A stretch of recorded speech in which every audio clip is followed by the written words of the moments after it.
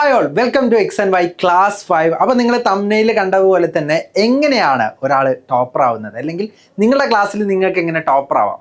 Actually നിങ്ങൾക്ക് topper ആവാൻ പറ്റും കേട്ടോ. അപ്പോൾ ആ ടോപ്പർ ആവാൻ പറ്റുന്ന ആ ഒരു ടെക്നിക്കാണ് നമ്മൾ പറയാൻ പോകുന്നത്. 5th ഗ്രേഡിലെ സക്സസ് ഫോർമുല, അതാണ് നമ്മൾ ഡിസ്കസ് ചെയ്യാൻ പോകുന്നത്.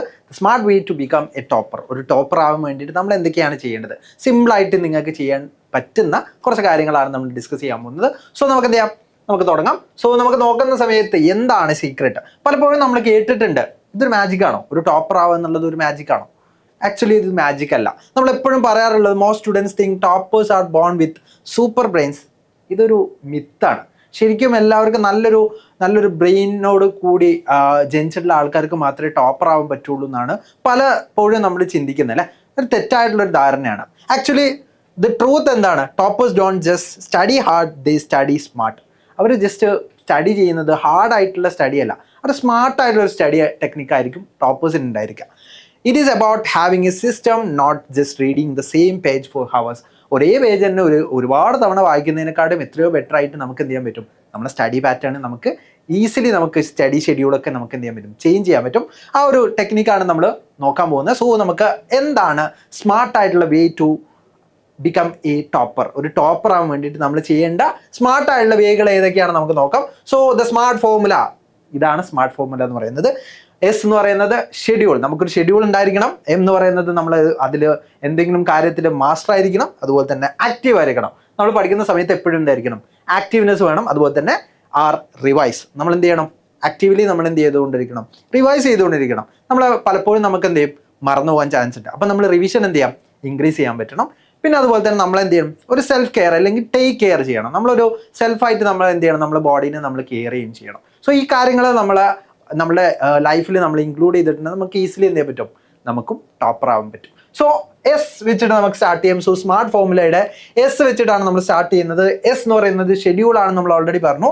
ഷെഡ്യൂൾഡ് യുവർ ടൈം, നമ്മൾ ടൈം എന്ത് ചെയ്യണം, നമ്മൾ ഷെഡ്യൂൾ ചെയ്യണം. സോ എങ്ങനെയാണ് ഒരു സിസ്റ്റമാറ്റിക്കലി നമ്മുടെ ടൈം ഷെഡ്യൂൾ ചെയ്യാൻ നോക്കാം. സെറ്റ് എ ഫിക്സഡ് ടൈം, നമ്മൾ എപ്പോഴും എന്ത് ചെയ്യാം, ഒരു ടൈം ഫിക്സ് ചെയ്യാം. സപ്പോസ് നമ്മൾ 6 മണി മുതൽ, ഇതിൽ തന്നെ കൊടുത്ത പോലെ 6 മണി മുതൽ ഒരു വൈകിട്ട് 6 മണി മുതൽ 8 മണി വരെ നമ്മൾ പഠിക്കും. ആ ഒരു ടൈം എന്ത് ചെയ്യാം, നമ്മൾ ഫിക്സ് ചെയ്ത് വെക്കാം. അതുപോലെ തന്നെ consistency is the key. Even if you have no homework, നമുക്ക് ഇന്ന് ഹോംവർക്ക് ഒന്നുമില്ല, അപ്പം ഇന്ന് നമ്മൾ ആ സ്റ്റഡി ടൈം എന്ത് ചെയ്യുക, നമ്മൾ ഒഴിവാക്കാന്നുള്ള, അല്ലെങ്കിൽ നമുക്ക് ഒഴിവാക്കാന്നുള്ള ആ ഒരു പ്ലാൻ എന്ത് ചെയ്യരുത്, നമുക്ക് ഉണ്ടായിരിക്കരുത്. ആ ഒരു ടൈം എന്ത് ചെയ്യണം, നമ്മൾ റീഡ് ചെയ്യാനും എന്തെങ്കിലും കാര്യങ്ങൾ ചെയ്യാനും, അല്ലെങ്കിൽ നമ്മൾ സ്റ്റഡി റിലേറ്റഡ് ആയിട്ടുള്ള കാര്യങ്ങൾക്ക് വേണ്ടി ആ ഒരു ടൈം ഫിക്സഡ് ആയിരിക്കണം. ഇനി നമുക്ക് നോ പ്രോക്രാസ്റ്റിനേഷൻ, അതായത് നമ്മൾ നാളെ ചെയ്യാം എന്നുള്ള ഒരു ചിന്ത എന്ത് ചെയ്യരുത്, നമ്മുടെ തലയിൽ ഉണ്ടാവരുത്. ഓക്കെ, ആ ഒരു കാര്യമാണ് പ്രോക്രാസ്റ്റിനേഷൻ എന്ന് പറയാം കേട്ടോ. പ്രോക്രാസ്റ്റിനേഷൻ എന്ന് പറയുന്നത് അതാണ്. Don't leave everything for the Sunday night. അതായത് മൺഡേ നമുക്കൊരു എക്സാം ഉണ്ട്, നമ്മളെല്ലാവരും നമ്മൾ എന്ത് ചെയ്യാം, സാറ്റർഡേ നൈറ്റ് നോക്കാം, അല്ലെങ്കിൽ സൺഡേ നൈറ്റ് നോക്കാം അല്ലേ. സോ ആ ഒരു തോട്ടിലേക്ക് എന്ത് ചെയ്യരുത്, നമ്മൾ നാളെ ചെയ്യാം എന്നുള്ള ആ ഒരു തോട്ടിൽ എന്ത് ചെയ്യരുത്, നമ്മൾ വരരുത്. സോ ഈ ഒരു കാര്യം എന്ത് ചെയ്യണം, നമുക്ക് കൃത്യമായിട്ടുള്ള ഒരു ഷെഡ്യൂൾ ഉണ്ടായിരിക്കണം, ഒരു ടൈംലി ഷെഡ്യൂൾ ഉണ്ടായിരിക്കണം. നമുക്ക് പഠിക്കാൻ വേണ്ടിയിട്ട് ഒരു ടൈം, അത് കൃത്യമായിട്ട് കൺസിസ്റ്റൻ്റ് ആയിട്ട് നമ്മൾ പോകണം. അതുപോലെ തന്നെ നമ്മൾ നാളത്തേക്ക് ചെയ്യാം എന്ന് പറയുന്ന പ്രോക്രാസ്റ്റിനേഷൻ എന്ത് ചെയ്യരുത്, നമുക്ക് ഉണ്ടായിരിക്കരുത്. ഇനി നമുക്ക് അടുത്തതായിട്ടുള്ള കാര്യമാണ് എം അല്ലെ. സ്മാർട്ടിലെ എം ആണ് മാസ്റ്റർ ദ ബേസിക്സ്. അതായത് നമ്മൾ എന്ത് ചെയ്യണം, ബേസിക് കാര്യങ്ങൾ, നമ്മൾ കോൺസെപ്റ്റുകൾ എന്ത് ചെയ്യണം, നമ്മൾ മാസ്റ്റർ ആയിരിക്കണം. നമ്മൾ ആ കാര്യങ്ങൾ, കൃത്യമായുള്ള കോൺസെപ്റ്റുകൾ നമുക്ക് അറിഞ്ഞിരിക്കണം.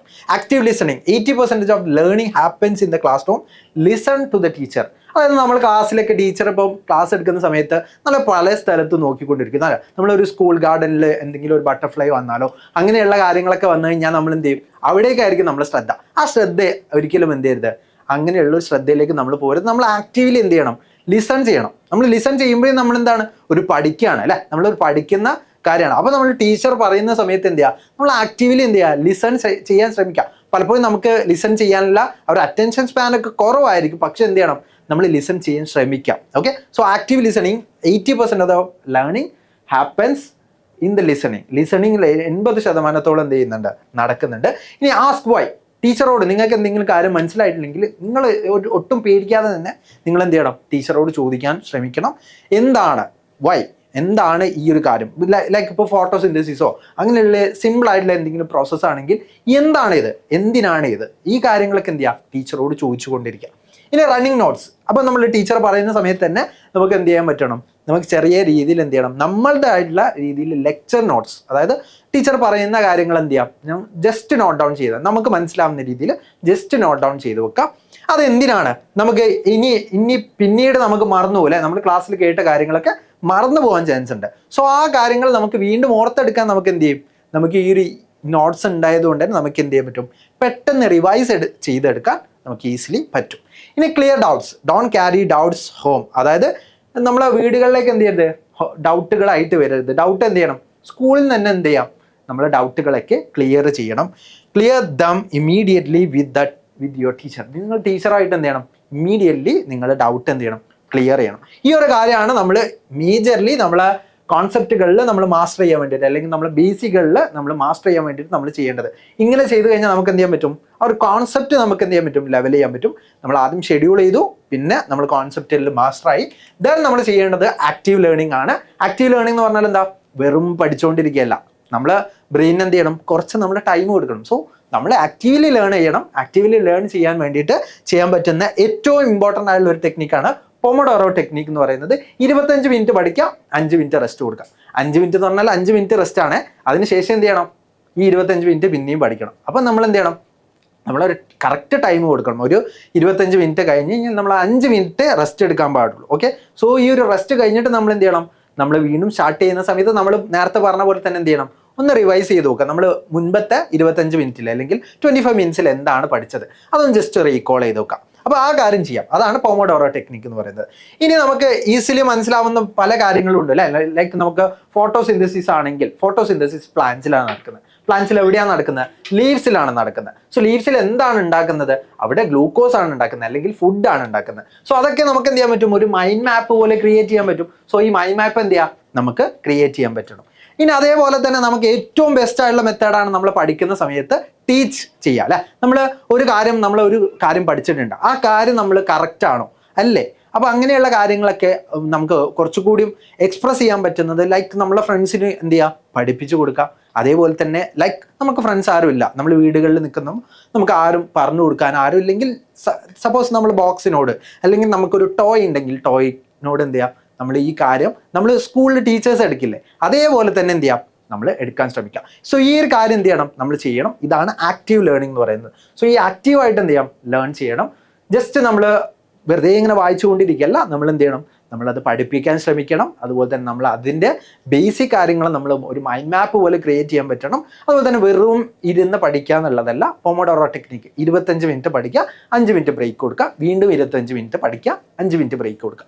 ഇങ്ങനെ നമ്മൾ 1 ഹവർ അല്ലെങ്കിൽ 2 ഹവറൊക്കെ നമ്മൾ കൃത്യമായിട്ട് മാറ്റി വെച്ചിട്ടുണ്ടെങ്കിൽ നമുക്ക് ഈസിലി എന്ത് ചെയ്യാൻ പറ്റും, എല്ലാ കാര്യങ്ങളും നല്ല രീതിയിൽ മനസ്സിലാക്കാൻ പറ്റും. സോ ഇതാണ് ആക്റ്റീവ് ലേണിംഗ് എന്ന് പറയുന്നത്. ഇനി അടുത്തതാണ് നമ്മൾ പറയാൻ പോകുന്ന മോസ്റ്റ് ഇമ്പോർട്ടൻറ്റ് കാര്യം, റിവിഷൻ.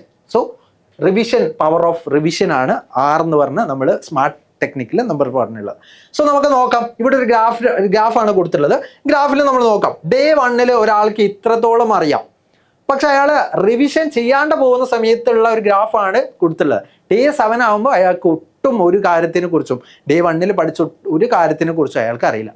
പക്ഷെ ഒരു റിവൈസ് ചെയ്ത ആള്, അതായത് തൊട്ട് ദിവസം മുന്നേ അല്ലെങ്കിൽ നമ്മൾ ഇന്നലെ പഠിച്ചത് എന്ത്, ആ കാര്യം ഒന്ന് നമ്മൾ റിവൈസ് ചെയ്ത് നോക്കിയിട്ടുണ്ടെങ്കിൽ അങ്ങനെ ചെയ്തിട്ടുള്ള ആൾക്ക് എന്ത് ചെയ്യാൻ പറ്റും, ഫസ്റ്റ് ഡേ പഠിച്ച കാര്യം തന്നെ 7ാമത്തെ ദിവസം അങ്ങനെ തന്നെ അയാളുടെ മൈൻഡിൽ ഉണ്ടാവും. സോ ഈ ഒരു കാര്യം എന്ത് ചെയ്യണം, നമ്മൾ ചെയ്യണം. So without revision you forget 60% within 24 hours. ഇതൊരു ബ്രെയിനിൻ്റെ ഒരു തിങ് ആണ് കേട്ടോ. ബ്രെയിന് ഒരു 24 മണിക്കൂറിനുള്ളിൽ നമ്മൾ കേട്ട കാര്യങ്ങൾ, നമ്മൾ അറിഞ്ഞ കാര്യങ്ങളൊക്കെ എന്ത് ചെയ്യും, 60% അത് ലോസ് ആവാൻ, നമ്മുടെ ബ്രെയിനിൽ നിന്ന് തന്നെ ലോസ് ആവാൻ ചാൻസ് ഉണ്ട്. അപ്പോൾ നമ്മൾ പഠിച്ച കാര്യങ്ങളും അങ്ങനെ തന്നെയായിരിക്കും. അപ്പോൾ നിങ്ങൾക്ക് പലപ്പോഴും തോന്നിയിട്ടുള്ള ഒരു കാര്യമായിരിക്കും ഇത്, ഇങ്ങനെ നമ്മൾ പഠിച്ച കാര്യങ്ങൾ നമ്മൾ നാളേക്ക് മറന്നു പോകും, അല്ലെങ്കിൽ മറ്റന്നാൾ മറന്നു പോകും അല്ലേ, ഡേ ആഫ്റ്റർ ടുമാറോ അല്ലെങ്കിൽ ഡേ ആഫ്റ്റർ ടുഡേ. സോ നമ്മൾ ഇങ്ങനെയുള്ള ഡേയ്സ് അല്ലെങ്കിൽ ടുമാറോ ഒക്കെ നമ്മൾ എന്ത് ചെയ്യും, മറന്നു പോകാൻ ചാൻസ് ഉണ്ട്. സോ ഈ ഒരു കാര്യം നോർമലി നടക്കുന്നതാണ്. സോ ഇത് നമ്മൾ ഒഴിവാക്കാൻ വേണ്ടിയിട്ട് നമുക്ക് റിവിഷൻ എന്ത് ചെയ്യണം, പ്രോപ്പറായിട്ട് ചെയ്യണം. Review daily to keep retention high.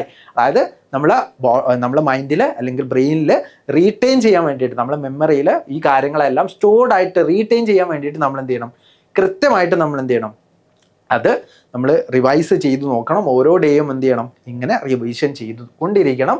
ഇന്നലെ പഠിച്ചത് റിവൈസ് ചെയ്യുക ഇന്ന്. അതുപോലെ തന്നെ ഡേ 1 പഠിച്ചിട്ടുള്ള എന്ത് ചെയ്യുക, ഡേ 3 റിവൈസ് ചെയ്യുക. അങ്ങനെ എന്ത് ചെയ്യുക, നമുക്ക് റിവിഷൻ ടെക്നിക്ക് കൊണ്ടുപോയിട്ടുണ്ടെങ്കിൽ നമുക്ക് കുറച്ചും കൂടി എന്ത് ചെയ്യാൻ പറ്റും, നമുക്ക് ഹാർഡ്നെസ് ഇല്ലാണ്ട് തന്നെ നമുക്ക് ഡേ 7 ആകുമ്പോഴും അതുപോലെ തന്നെ നമ്മൾ ലാസ്റ്റ് ഡേ ഓഫ് അക്കാഡമിക്സ് ആണെങ്കിൽ പോലും നമുക്ക് എന്ത് ചെയ്യാൻ പറ്റും, നമുക്ക് പല കാര്യങ്ങളും ഓർത്തെടുക്കാൻ പറ്റും. സോ ഇതാണ് റിവിഷൻ എന്ന് പറയുന്നത്. ഇനി ഏറ്റവും ഇമ്പോർട്ടൻ്റ് ആയ കാര്യമാണ് നമ്മൾ സെൽഫായിട്ട് എപ്പോഴും നമുക്ക് ഇപ്പം നമ്മൾ സോഷ്യൽ മീഡിയ അഡിക്ട്സ് ആണ് കുറേ ആളുകളും അല്ലേ. സോ നമ്മൾ എന്ത് ചെയ്യണം, നമ്മളൊരു സെൽഫ് കെയർ കൊടുക്കണം. അതിന് നമുക്ക് എന്തൊക്കെ ചെയ്യാൻ പറ്റും? ആദ്യം തന്നെ ചെയ്യാൻ പറ്റുന്ന കാര്യം എന്ന് പറയുന്നത് സ്ലീപ്പാണ്. സ്ലീപ്പ് നമുക്കൊരു 8 to 9 അല്ലെങ്കിൽ 7 to 9 hours ആണ് നമ്മൾ നോർമലി പറയാറുള്ളത്. പക്ഷെ ഇവിടെ 9 to 10 ആണ് കൊടുത്തിട്ടുള്ളത്. പക്ഷെ അത്രയൊന്നും വേണ്ട, ഒരു 7 to 9 എന്ത് ചെയ്യണം, പ്രോപ്പറായിട്ടുള്ള സ്ലീപ്പ് നമുക്ക് കിട്ടണം ടു സ്റ്റോർ മെമ്മറീസ്. അതായത് നമ്മൾ എന്ത് ചെയ്യണം, പ്രോപ്പറായിട്ട് നമ്മളുടെ ബോഡി ഒന്ന് റെസ്റ്റ് ചെയ്തിട്ട് അല്ലെങ്കിൽ റിപ്പയർ ചെയ്ത് വരാൻ നമുക്ക് എന്ത് ചെയ്യണം, സ്ട്രെസ്സൊക്കെ കുറയ്ക്കാൻ വേണ്ടിയിട്ട് നമ്മൾ എന്ത് ചെയ്യണം, കൃത്യമായിട്ടുള്ള ഉറക്കം വേണം. Brain food, eat fruits. ബ്രെയിനിന് എന്ത് ചെയ്യണം, നല്ല രീതിയിലുള്ള ഫുഡ് നമ്മൾ പ്രൊവൈഡ് ചെയ്യണം. ഫ്രൂട്ട്സ് കഴിക്കണം, നട്ട്സ് കഴിക്കണം, വെജിറ്റബിൾസ് കഴിക്കണം. അതുപോലെ തന്നെ നമ്മൾ കൃത്യമായിട്ടുള്ള ടൈം ഇൻ്റർവെല്ലിൽ എന്ത് ചെയ്യണം, നമ്മൾ വാട്ടർ ഡ്രിങ്ക് ചെയ്യണം. നമ്മൾ ബോഡീനെ എന്ത് ചെയ്യണം, ഹൈഡ്രേറ്റ് ചെയ്യണം. ഇനി digital detox. No phones while studying, it breaks focus.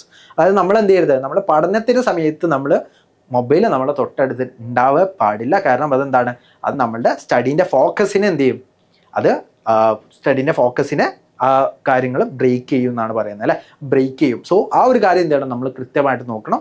Focus നമ്മളത് എന്ത് ചെയ്യരുത്, വിട്ടുപോകരുത്. സോ ആ ഒരു കാര്യം നമ്മൾ എന്തായാലും കൃത്യമായിട്ട് ശ്രദ്ധിക്കണം. സോ ഇതാണ് എന്താ സ്മാർട്ട് ടെക്നിക്ക് എന്ന് പറയുന്നത്. Smart technique to become a topper. ഒരു ടോപ്പർ ആവാൻ വേണ്ടിയിട്ടുള്ള സ്മാർട്ട് ടെക്നിക്ക് ഇതൊക്കെയാണ്. അപ്പോൾ നിങ്ങൾക്ക് ഒരു കോട്ടാണ് തന്നുള്ളത്, success is a sum of small efforts repeated day in and day out. അതായത് നമ്മൾ റിപ്പീറ്റഡ്ലി ചെയ്യുന്ന സ്മാർട്ടായിട്ടുള്ള അല്ലെങ്കിൽ ചെറിയ ചെറിയ എഫേർട്സ് ആണ് എന്താ സ്മാർട്ട് വർക്ക് എന്ന് പറയുന്നത് കേട്ടോ.